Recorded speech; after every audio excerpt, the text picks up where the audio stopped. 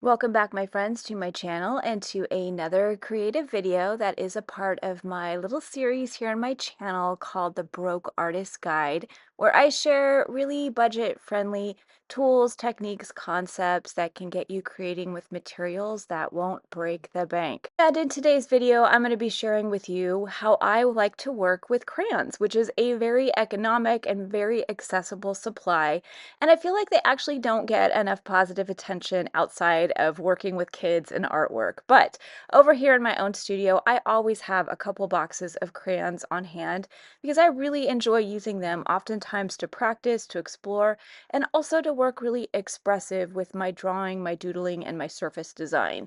Something I love about crayons is that they are a supply that I consider not only economical, but they are pretty easily accessible. There's a lot of supplies out there that are super cool, but they're expensive and they're often really hard to find. You might have to travel far to get to a specialized art supply store to purchase things or go online and pay for shipping. But crayons are something you can often find in a grocery store, an art supply store, a craft store. I've even found them in my local like 99-cent store or even a pharmacy up by the checkout. They are something you can easily find, and I love easy to find supplies because it just means that a lot of people out there can access them a lot easier than maybe some of those specialty supplies. And the reason I love crayons is you can put them to use in a variety of different ways. And I'm going to show you three of my personal favorite ways that I like to use them in this video. And the first is simply playing around with sketching and adding color to a surface. So oftentimes I will grab a box of crayons and I will utilize them to get my ideas out. I spend a lot of time sketching. I spend a lot of time playing around with surface pattern and design, specifically things that include a lot of florals over here. In my own art and my own process and the things that I do for a living, which often includes teaching, I spend a lot of time practicing, a lot of time hashing out, working out ideas. And I love a box of crayons to play around on a surface with maybe a sketch, with color combinations, with just exploring, warming up, and practicing. I also really love crayons if I am wanting to break free from feeling like I need to work in a perfect way, which is my main mission over here in my artwork. I love getting expressive. I love messy. I also love kind of that scribbled approach when I am sketching or adding color to concepts and ideas. Crayons are really fun if you want to kind of break away from perfection and feel like you need a clean approach on that surface. I love working with movement, with the movement of my hand, the pace that I'm moving my hand. Anybody who takes my sketching classes will know that I do a lot of scribbling to add color, and crayons really enable you to play around with an approach where you can actually see the movement and the direction of your hand, as opposed to using markers on the entire surface or even a paintbrush. I really love that they can capture expression and movement and be very, very expressive. I think a lot of times when we think of those crayons, they often feel very limiting because you can't get a really crisp, clean, colorful surface. A lot of times that movement shows through, but I love using crayons so that that movement and expression actually shows. And so a surface like this is one that's pretty typical in my sketchbooks and art journals, often working through filling space with something that feels like surface design. It's spring over here. I've been teaching lots of spring themed classes, doing a lot of stuff with flowers like I tend to do. And so this is just another page that's me working through some of my own flower concepts and designs, but applying it to crayons.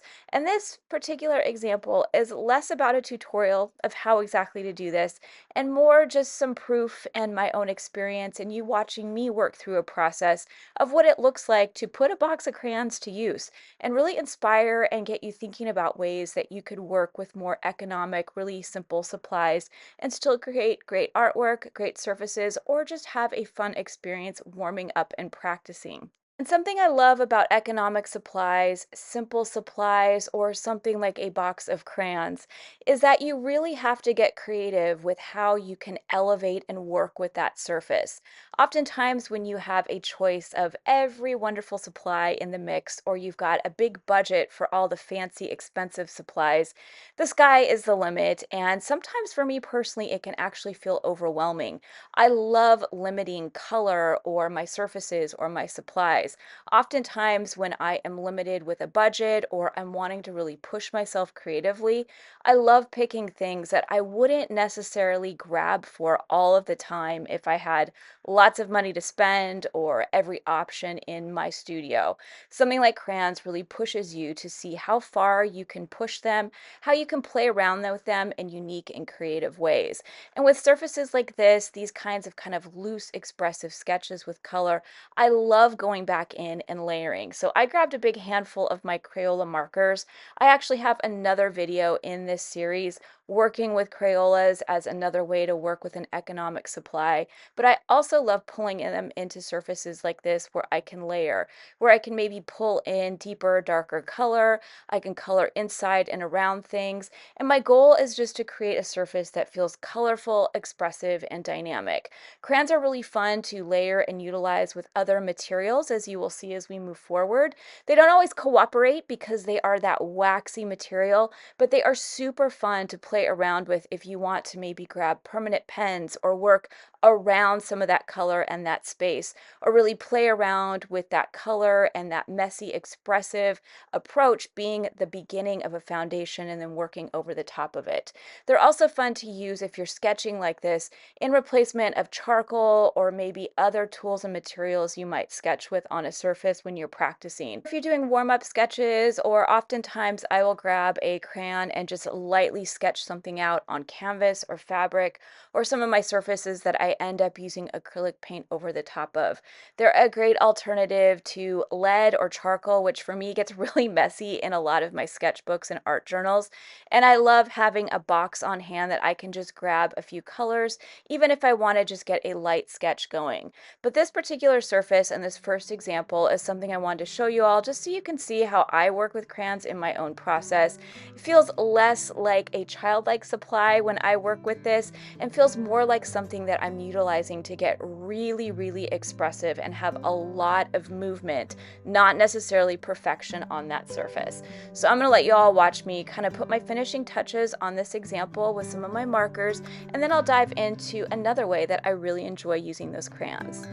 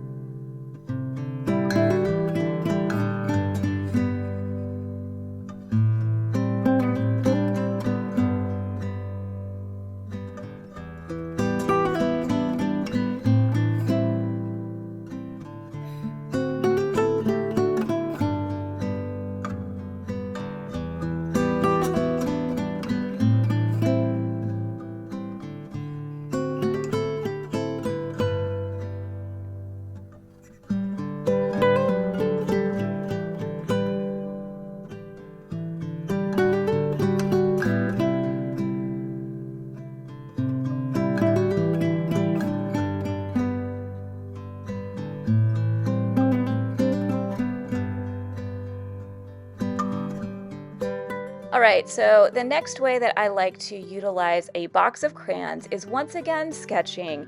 And this time around, instead of surface design, I'm going to do something that feels more like a loose composition or a still life sketch. We're sticking with the theme of florals for this video, but this could be applied to anything out there. But I love, once again, using either a black crayon or a light gray crayon for my initial foundation sketch.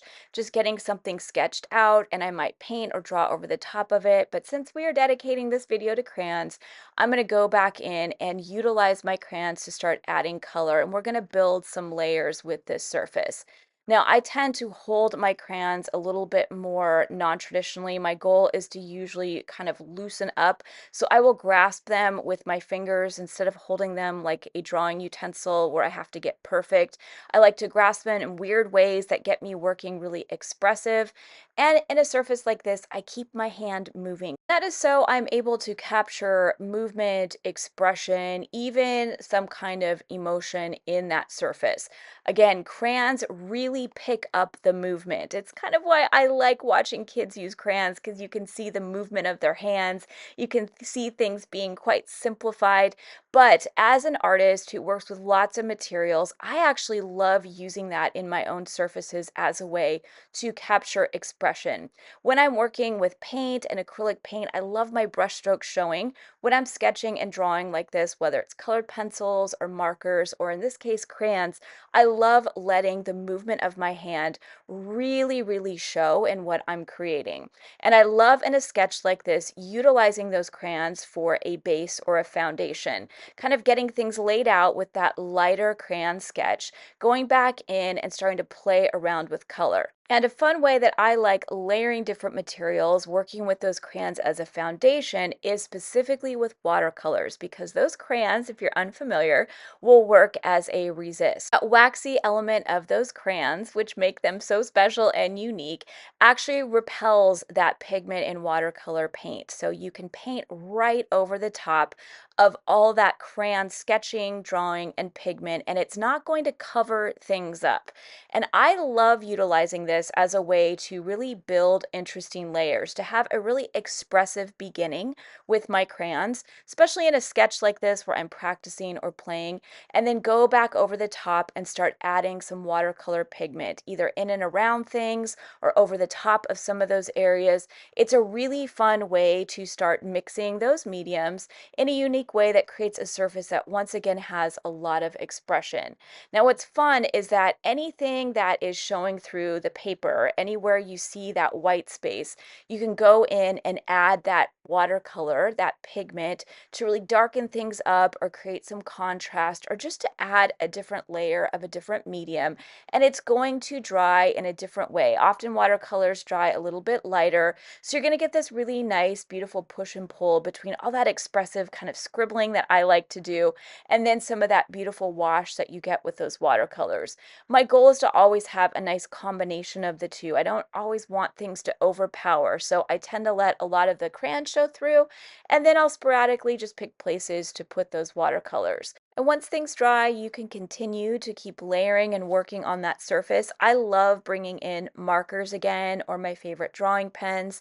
For this example, I grabbed a handful of alcohol markers and I'm just darkening up some of the space here and there. Of course, I've got my handy dandy Sharpie on hand, which is my favorite drawing tool, just to darken up some of those lines just sporadically throughout this surface. My goal again is not to cover everything up and outline everything, but really just add some space here and there to add a little bit more of those lines in sketching. This is really the type of surface where I'm exploring, practicing, and working through concepts and ideas that I might redraw and remake.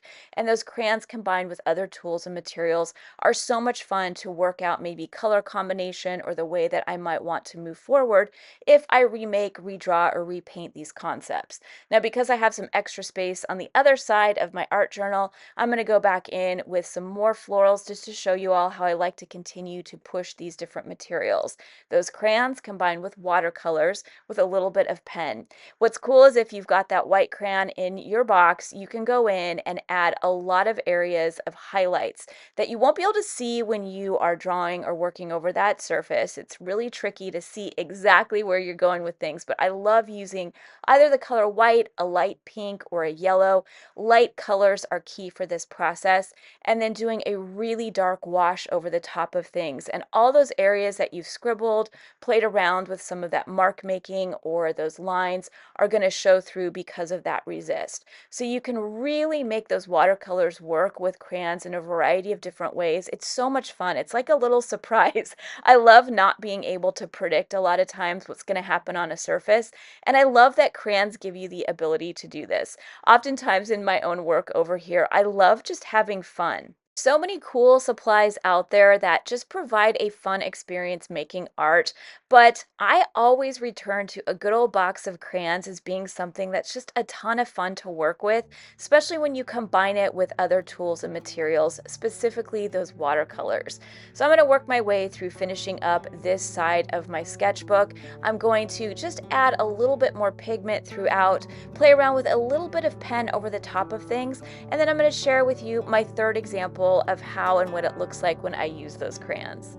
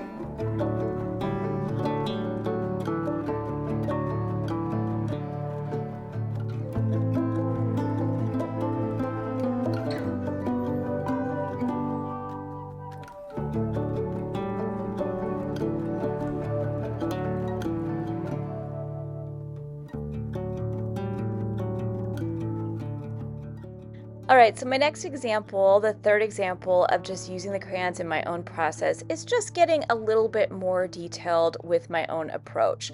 Now, once again, crayons do not enable you to get really crisp, clean, and clear when it comes to shading. You can do it, it's incredibly time consuming, and it's not something that I tend to enjoy. It actually hurts my hand if I try to get things blended and perfect.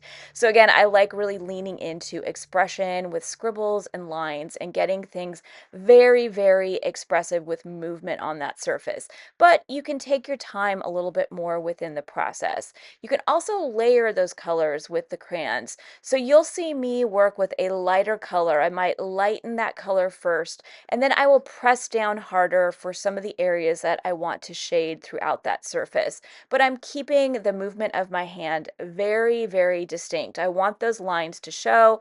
I don't want things to look perfectly blended. In fact, the more scribbly, the better for me in my process. But what you can do is just take a little bit more time to really be aware of color, of lights and darks. When I'm working with something like a composition that includes florals in any kind of way, I often really like to play around with light and dark. Contrast for me is the biggest thing in my own illustrative approach, even when I'm working expressive.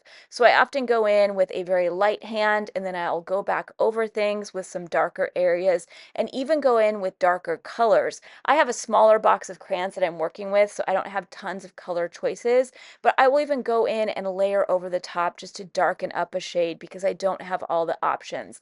So for example, I might go back in with the color brown to darken up some of my darker areas of orange. I might even go in with the color black to go into the middle of a flower. It's really fun to blend and layer colors with those crayons because you can get a lot of color variation and a lot of those really great expressive marks and ways that you can shade something like I'm doing here within my flowers.